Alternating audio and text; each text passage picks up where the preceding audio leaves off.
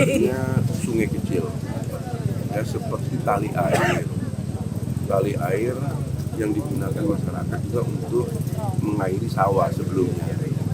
Dan rumah di sini sebenarnya ada 4 rumah, 1 gereja di atas. Ya, tanpa diduga kemarin lebih kurang jam 6:15 sore, ya, jadi jam 18:15 terjadilah banjir bandang.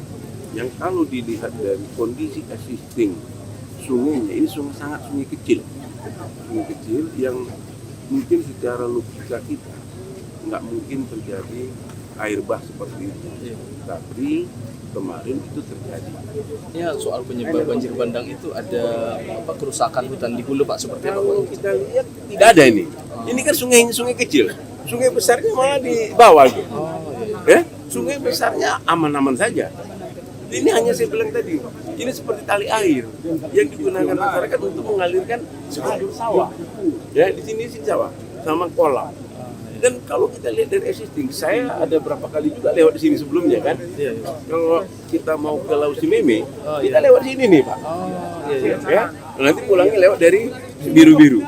Nah, ini nggak akan nyangka lah kita bahwa ini akan terjadi. Dugaan saya pertama, saya komunikasi dengan Pak Camat pun, saya kira sungai yang besar. Jadi saya kira kalau dibilang ada kerusakan dulu relatif tidak ada. Nah, cuman ya memang ini mungkin curah hujan yang sangat besar di hulu sehingga turun begitu seketika, daya tampung sungai kecilnya tidak mampu. Nah, ini menyebabkan kejadian musibah ini.